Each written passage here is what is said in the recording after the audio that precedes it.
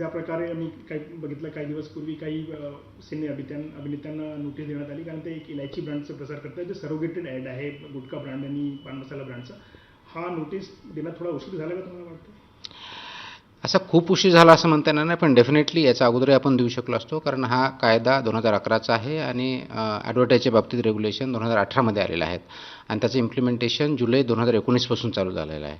तर या काळातही ह्या ॲडव्हर्टाईज जर होत्या तर त्याच्यावरती डेफिनेटली थोडा उशीर झालेला आहे, परंतु ठीक आहे, उशीर झाला आहे, पण आता त्याच्यावरती आम्ही योग्य कारवाई करतो आहे. सर, त्यांना खुलासा करायला सांगितलं, जर त्यांचा खुलासा तुम्ही संतुष्ट झाला नाही, समाधान झालं नाही, तर त्यांच्यावर काय कारवाई होऊ शकते? त्या नोटीसमध्ये आम्ही म्हटलं की 10 लाखापर्यंतचा त्यांच्यावरती दंड लागेल, पण त्याचबरोबर कारण हा प्रोहिबिटेड आयटम आहे सेक्शन 30 अंतर्गत, प्रोहिबिटेड आयटमवरती जे नियम लागू आहेत आपले त्याप्रमाणे आपल्याला कारवाई करता येईल. नंबर 1. नंबर 2, कारण तो अनसेफ पण आहे हे प्रूव्ह झालेलं आहे, म्हणूनच आपण ते प्रोहिबिट केलेलं आहे. अनसेफचे सेक्शन 59 सुद्धा आपल्याला त्याच्यावरती कारवाई करता येईल. तर आपल्याकडे जे स्ट्रीट फूड्स आहेत किंवा जे आपण खाऊगल्ली म्हणतो, त्या खाऊगल्लींमध्ये सॅनिटेशन आणि चांगली फूड क्वालिटी असते, याच्यासाठी काय करण्यात येत आहे आणि कशा प्रकारची अवेअरनेस तुम्ही त्या लोकांमध्ये देता? अवेअरनेस तर खूप वेळेस केलेली आहे, त्यांचं ट्रेनिंग पण घेतलेलं आहे. वारंवार आपण राईट इट कॅम्पेनसुद्धा आपण घेत असतो, तेही आपण केलेलं आहे.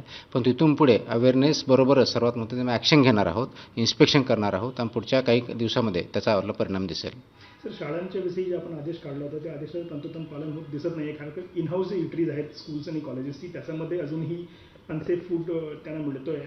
त्याच्यावर काय कारवाई होणार आहे आणि ते शिक्षण संस्थांचे त्यांची कशी चर्चा सुरू आहे? नाही, याच्यामध्ये आपण कालच education commissioner, education officer of the district सर्व डिस्ट्रिक्टचे आपले food safety officer, assistant commissioners, त्याचबरोबर जिल्हा परिषद CEO आणि म्युनिसिपल कमिशनर यांची मीटिंग घेतली.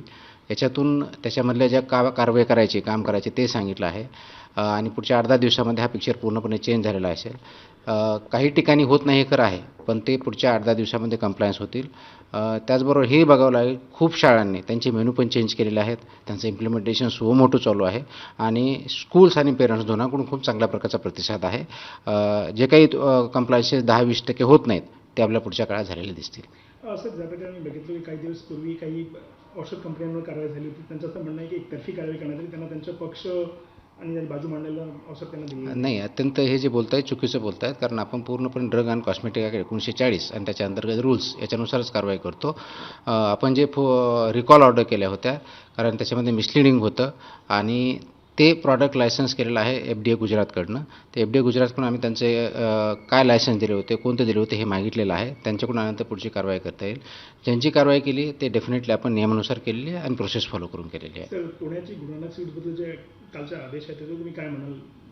नाही, गुरु नानक याच्याबद्दल जो आदेश झालेला आहे, आम्ही त्याच्यावर थोडं सरप्रायझिंग आहोत आणि त्याच्यामुळे आमच्याकडे जे लीगल ऑप्शन्स अवेलेबल आहेत त्यानुसार आम्ही पुढे जाणार आहोत. त्याच्यामध्ये 2 गोष्टी महत्त्वाच्या आहेत की त्याच्या केसमध्ये ही फूड पॉयझनिंगची केस होती. ज्यांनी तो स्वीट्स खाल्ले होते ते हॉस्पिटलाइज झाले होते. त्याचबरोबर त्यातला सॅम्पल रिपोर्ट पण आपल्याकडे आलेला आहे आणि त्याच्यामध्ये तो अनसेफ आलेला आहे. ह्या दोन्ही गोष्टी आहेत, याचाच अर्थ ते अनसेफ फूड होतं, म्हणून अशा केसमध्ये जी आम्ही कारवाई केलेली अत्यंत बरोबर आहे. त्याचबरोबर त्यांनी माझ्याकडे अपील केलं होतं, मी हिअरिंग पण घेतल्या होत्या आणि क्लोज फॉर ऑर्डर झालेलं होतं, त्याच्यामुळे आमच्याकडून कोणताही डिले झालेला नाही आहे. परंतु आता कोर्टाचे आदेश आल्यानंतर वाचू आणि त्याच्यानंतर लिगल जो रिकोर्स आहे तो आम्ही वापरू.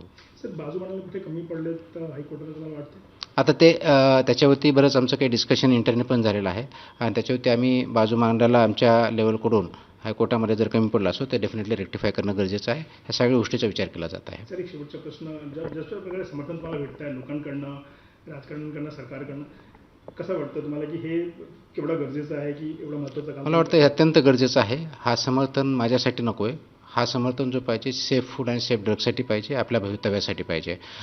भारताला आपण ज्यावेळेस आपल्या देशाला किंवा समाजाला पुढे न्यायचं म्हणतो तर स्वस्थ नागरिक असल्याशिवाय ते होणार नाही आणि स्वस्थ नागरिकाची सर्वात महत्त्वाची गोष्ट म्हणजे जे अन्न आहे ते सुरक्षित पाहिजे, औषध आहेत ते सुरक्षित पाहिजे. त्या दृष्टीने प्रत्येक जणाचा सहभाग अत्यंत महत्त्वाचा आहे. फक्त समर्थन महत्त्वाचं नाही, सहभाग महत्त्वाचा आहे. प्रत्येकाने त्याच्यामध्ये अलर्ट असलं पाहिजे. चुकीच्या गोष्टी होत असेल तर आमच्या पोर्टलवरती कंप्लेंट करायची आहे आणि जिथं कुठे काही मदत लागत असेल ते आम्ही द्यायला तयार आहोत. सर्वात महत्त्वाची गोष्ट की सेल्फ कंप्लायन्स वाढणं गरजेचं आहे. जे FBOs आहेत, लायसन्सेस आहेत, त्यांनी स्वतःहून सगळ्या नियमांचं जर पालन केलं तर FDAला कारवाई करण्याची वेळ येणार नाही आणि ती वेळ आणणं हे आपल्या सर्वांच्या एकत्रित प्रयत्नाने होऊ शकतं. ABP माझा, उघडा डोळे बघा नीट.